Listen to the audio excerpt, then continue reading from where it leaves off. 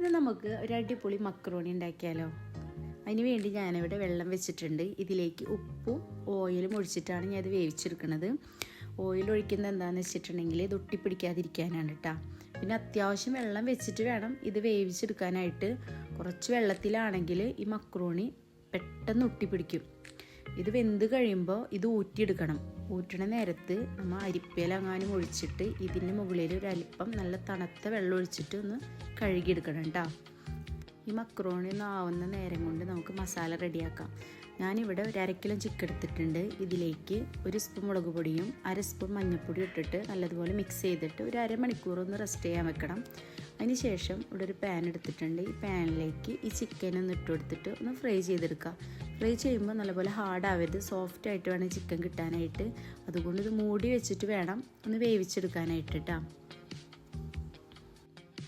Chicken ഇപ്പോൾ ready ആയിട്ടുണ്ട്. ഈ ചിക്കൻ നമുക്ക് എടുത്ത് മാറ്റാം. ഈ ഓയിലിൽ തന്നെയാണ് ഞാൻ മസാല റെഡിയാക്കുന്നത്. ഇതിലേക്ക് ഒരു ചെറിയ 3 സവാളയും 5 അല്ലി വെളുത്തുള്ളി, ആവശ്യത്തിനുള്ള പച്ചമുളക് ഇട്ടിട്ട് നല്ലപോലെ വഴറ്റിയെടുക്കുക. അതിന് ശേഷം 1/2 സ്പൂൺ മഞ്ഞൾപ്പൊടിയും 1 സ്പൂൺ മുളക് പൊടിയും ആഡ് ചെയ്ത് കൊടുക്കുക കേട്ടോ. ഇതൊന്ന് ചൂടായി കഴിയുമ്പോൾ ഇതിലേക്ക് ഒരു തക്കാളിനെ ചെറിയ പീസാക്കി കട്ട് ചെയ്തിട്ട് അതും ഇതിലേക്ക് ഇട്ട് കൊടുക്കുക.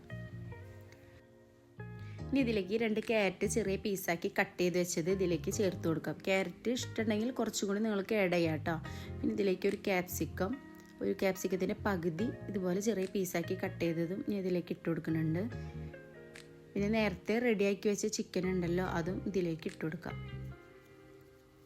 ഇനി ഇത് നല്ലതുപോലെ ഒന്ന് മിക്സ് ചെയ്തിട്ടെടുക്കാം. ഇനി ഇതിലേക്ക് ടൊമാറ്റോ പേസ്റ്റ് ആഡ് ചെയ്യുന്നുണ്ട്. ഇത് 2 സ്പൂണൊക്കെ നിങ്ങൾക്ക് ഇതിലേക്ക് ആഡ് ചെയ്ത് കൊടുക്കുക. നല്ല ടേസ്റ്റാണ്. ഒരല്പം പുളിയോട് കൂടിയിട്ടുള്ളൊരു ടേസ്റ്റാണ് കേട്ടോ ഇത് വരുന്നത്.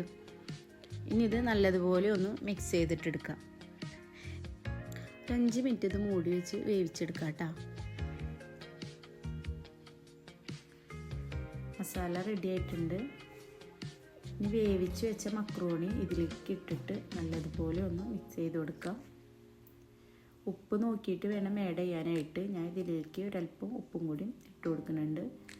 പിന്നെ ടൊമാറ്റോ കെച്ചപ്പ് ഞാൻ ഇതിലേക്ക് ഇട്ട് കൊടുക്കുന്നുണ്ട്. പിന്നെ ഇതിലേക്ക് ഞാൻ പിന്നെ ആഡ് ചെയ്യുന്നത് കുക്കിംഗ് ക്രീമാണ്. കുക്കിംഗ് ക്രീം ഓപ്ഷനിലാണ്. കുക്കിംഗ് ക്രീം ആഡ് ചെയ്യുമ്പോൾ നല്ല ടേസ്റ്റ് ഉണ്ട് കേട്ടോ. അപ്പോൾ നിങ്ങൾ ടേസ്റ്റിനനുസരിച്ചിട്ട് വേണം കുക്കിംഗ് ക്രീം ആഡ് ചെയ്ത് കൊടുക്കാനായിട്ട്. കുക്കിംഗ് ക്രീം ഒഴിച്ചിട്ട് ഇത് നല്ലതുപോലെ ഒന്ന് മിക്സ് ചെയ്തിട്ടെടുക്കുക. നമ്മുടെ മക്രോണി റെഡി ആയിട്ടുണ്ട്. നല്ല ടേസ്റ്റാണ്. പെട്ടെന്ന് ഉണ്ടാക്കാനും പറ്റും. എല്ലാവരും ട്രൈ ചെയ്ത്